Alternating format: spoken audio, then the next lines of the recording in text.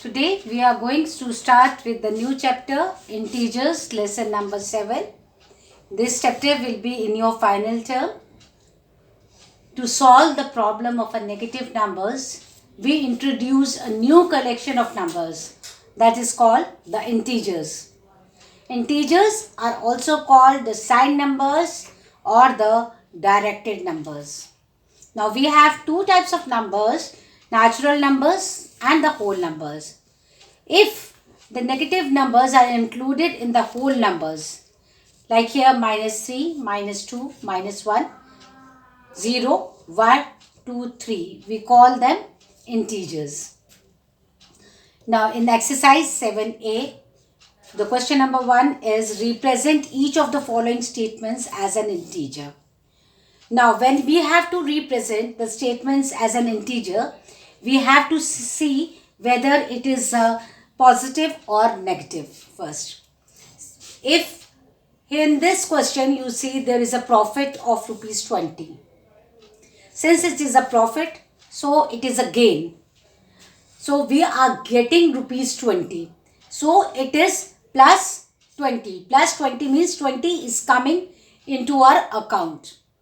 Now, if there is a loss, then it would have been a -20.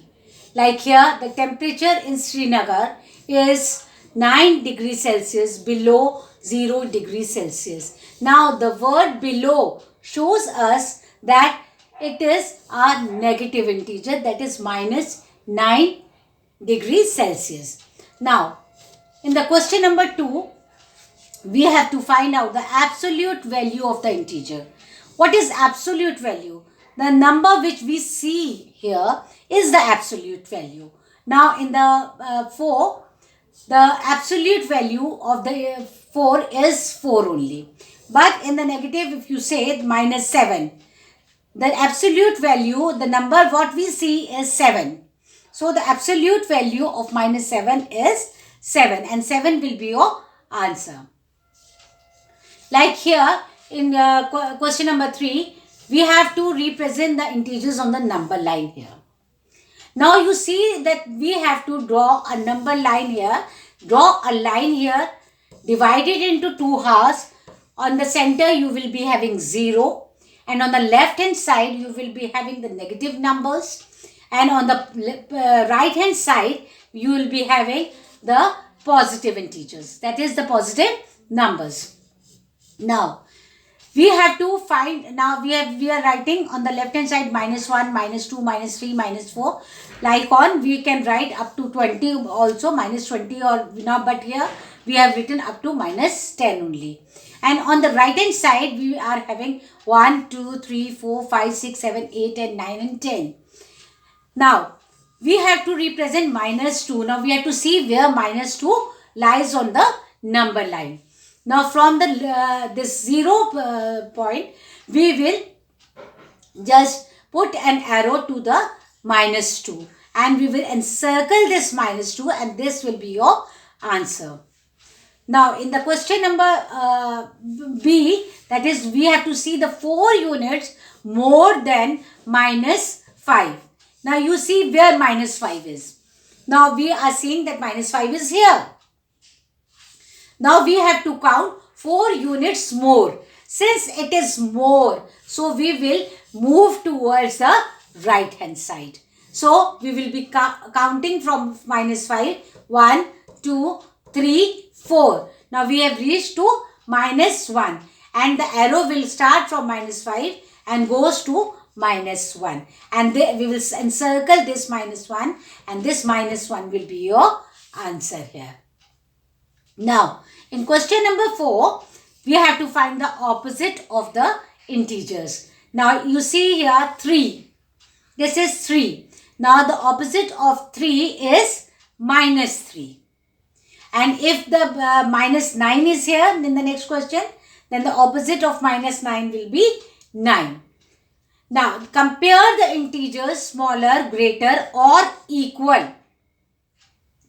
Now in the negative integers, you will see the number which have the absolute value, whose absolute value is smaller, will be the greater integer. Now like here minus 9 and minus 7. Now in these two integers, you see minus 7 is greater than minus 9. And here in the positive integers, the greater absolute value will be greater. So 5 is greater than 4. Now in question number 6, you see that we have to write the integers in ascending and descending order. Now you all know what is ascending and what is descending. Ascending means from smaller to greater, and descending means greater to smaller. But in the negative integers, you will see that the greater value, absolute value in the negative integers will be the smallest integer. Now if you see first in the ascending order, you will write the smallest number, that is minus 5, then minus 2, then minus 1, then 0, then 3, and then 5. Now here we have written the ascending order. Now we will be writing the descending order. When we are going to write the descending order, we will have to write the positive integers first. First we will write the biggest number, that is 5, 3, 0, and then we will start with the negative numbers, that is minus 1, then minus 2, and then minus 5. Like this we are going to write the ascending and descending order. Now in the question number 7, we will write all the integers which are between minus 3 and plus 3. Now we can see this on the number line given here, that minus 3 and plus 3. Now you can see between the minus 3 and plus 3, you are having minus 2, minus 1, then 0, 1, 2 and 3. Now you are going to write like this. Now in the B question, it is all the positive integers less than 4. Now you have to write all the positive integers, only the positive integers which are less than 4. Now the integers which are less than 4 are 1, 2 and 3. Now in the question, now we will be going to exercise 7b. In the exercise 7b, you have to add the integers on the number line. Now again you have to draw a number line the same way you have drawn in the question number 3 of 7a. Again we are drawing the number line. We are dividing the line into two halves. The left hand side will be the negative integers and the right hand side of 0 will be the positive integers. Now the question is 5 plus 7. You see here that both the numbers are positive. So from 0 we will put an arrow till 5 first. After 5 we will add 7 more. Now we will count 7 more. 1, 2, 3, 4, 5, 6, 7. And we have reached till 12 here. Now we are going to put an arrow from 5 to 12 and circle this 12. And this 12 will be our answer. In the next question, you have minus 7 and plus 3. Now you have the negative and the positive integers. Now we have to mark from 0 to minus 7.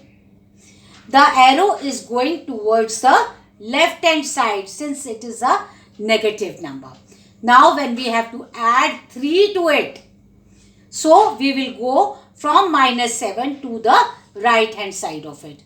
Now we will start counting from minus towards the right hand side and we will reach 1, 2, 3, that is minus 4. So our answer is minus 4 here.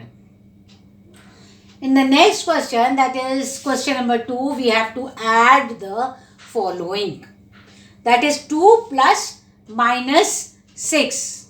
Now here you will see the number which is having the bigger absolute value, that is 6 is having the bigger absolute value and it has a negative sign. In the answer you will put this negative sign here. That is minus 6 plus 2. You will have the answer as 4. That is minus 4. Since the 6 absolute value, the 6 is greater than the 2, then we will write minus 4 as the answer. In question number B, here you see both the numbers have the minus and minus signs.